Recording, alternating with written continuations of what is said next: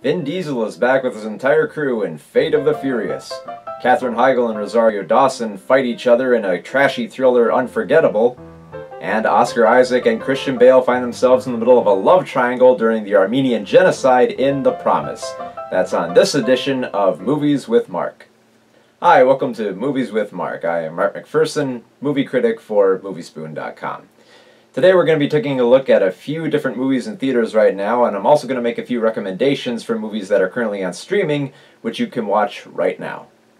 Our first movie is The Fate of the Furious, the 8th film in the Fast and the Furious franchise, and for as crazy as the series has gotten up to this point, Fate and the Furious doesn't quite stack up quite as well. In this episode of Fast and the Furious, the crew has to stop Cypher, a terrorist played by Charlize Theron, whose master plan is to snatch a bunch of nukes and hold the world hostage. Not exactly the most original plan.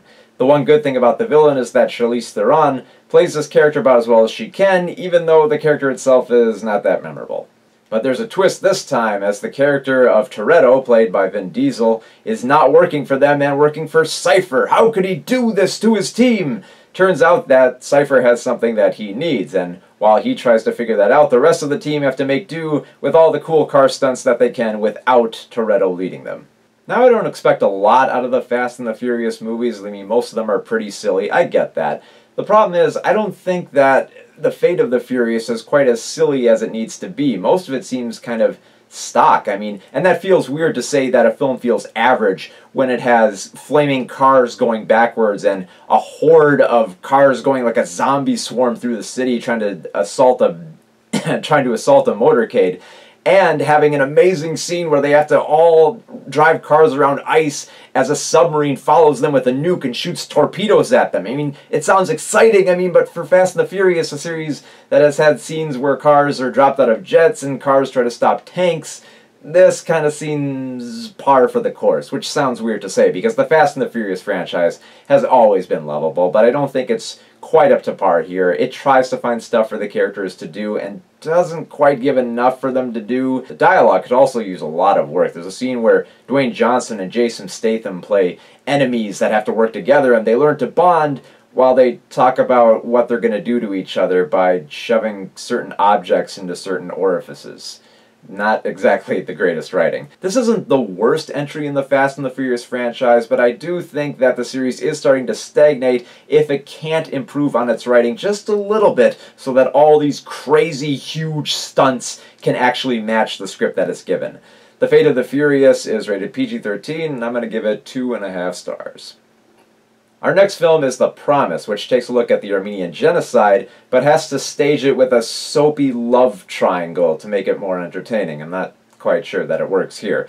Oscar Isaac plays an Armenian med student who comes to Constantinople to study medicine, but then he runs into Charlotte Laban and instantly falls in love. The only problem is that Oscar Isaac is supposed to be married to a woman back in his village, and Charlotte Laban is already married to her husband of an American reporter, Chris. The Promise works best when it's focusing more on the historical aspect of the Armenian genocide and less on the love triangle, which feels a little bit inappropriate at times. There are certain scenes where Charlotte Laban's character wards off Turkish soldiers that are trying to kill her and then laughs about it only a few moments later when they seek sanctuary while people are still being beaten in the streets and having their businesses destroyed. It feels very off in tone for certain scenes. Now, there are some great moments here, like when Oscar Isaac discovers an entire train car of Armenian slaves, and another scene where Christian Bale sees a whole bunch of Armenians being led out into the desert to be shot to death. Certain scenes like that really stick in the memory, and I think for classrooms that are going to be watching this, it'll give them a better perspective of how the Armenian genocide went and how horrific it was, how inhumane it was, and how it was such a huge atrocity. The only problem is, I don't know if we need to have this love triangle in here, which it feels like there's more time given to this love triangle than there is to the rest of the Armenian genocide. For example, there are a lot of scenes where the Armenians are fighting back against the Turks, where these scenes are just starting to get good and just starting to get vicious enough where we start to see the inhumanity of what's going on, and then we quickly cut away to another scene that happens either a few minutes later or a few months later, and we don't really get to see all of the gory details, especially because it feels like they're trying to keep this film PG-13, when it really shouldn't. It really should be graphic, and it really should stress how horrible this was, and not just try to make a little bit of a romantic drama out of it.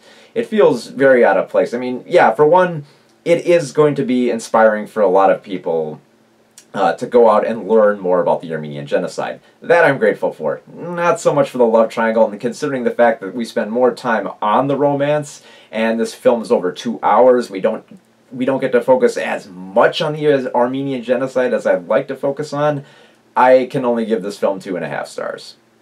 Our next film is Unforgettable, and man, this film could stand to be more trashy if it wants to be more memorable.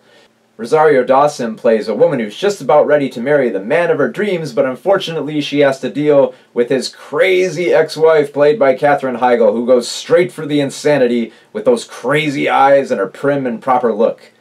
Heigl goes right on the offensive because she doesn't like this new woman who's going to steal away her ex-husband and her daughter from her. So she goes to all these ridiculous lengths, like setting up a fake Facebook account and stealing stuff from their house and sending Rosario Dawson's old stalker after her, and it just keeps on building and building on the crazy, but eventually we know it's just going to lead to the typical thriller scene where they both start slashing at each other with knives. Now, I don't mind that it goes that trashy route. The problem is that Rosario Dawson and Katherine Heigl are both really good in these roles that it filled me with such dread, going like, oh no, this is going to be trash. I don't want this to be trash, because if it wanted to be a bad film, if it wanted to be this kind of like trashy, like Fatal Attraction style thriller, I think it should have gone all the way. I think it should have made her completely ridiculous, do stuff that's not as calculative, but just flat out insanely crazy. Although I will give the film credit. It does have probably one of the most laugh-worthy stingers of a bad ending for a thriller. That part I will grant to it. So it is worth it for that ending in some regards, but at the same time, I don't think it's as bad as it should be for a trashy thriller. So for that, I can only give it 2 stars and hope that it will be forgettable.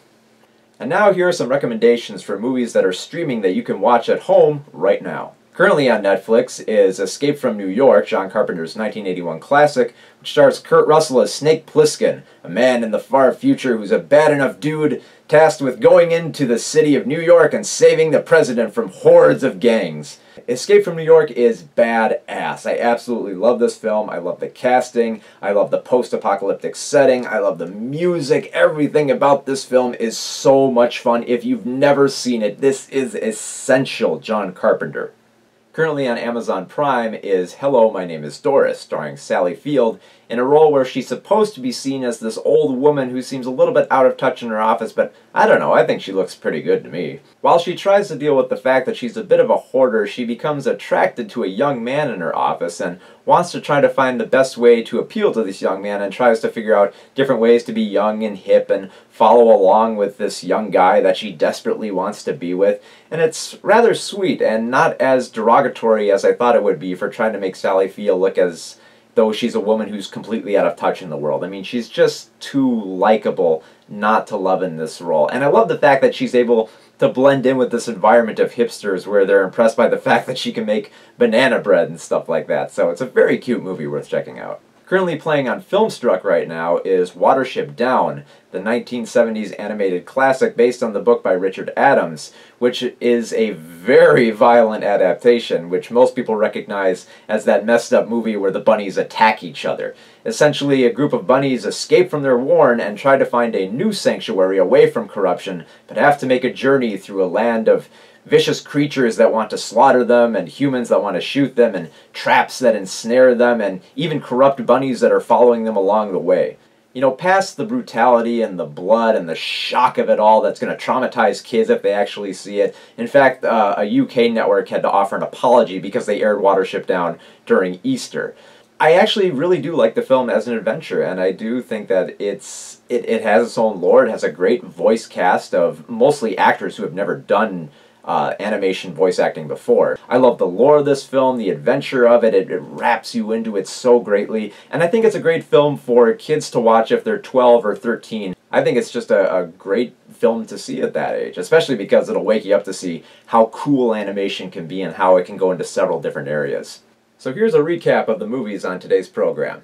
I gave 2.5 stars to Fate of the Furious. I don't think it's quite up to snuff with the series, even though it still has some great stunts and some great chemistry between its characters. I gave 2.5 stars to The Promise. I think it's a great portrait of the Armenian genocide, but I think the love triangle gets in the way of making it a truly great film. And 2 stars for Unforgettable, a trashy thriller that could stand to be more trashy, mostly because the performances of Katherine Heigl and Rosario Dawson are too good for this material. If you like hearing my movie reviews, you can read more of them at moviespoon.com, and you can also pick up my book, The Great Animated Movies, from Amazon.com. My name is Mark McPherson, and thank you for watching.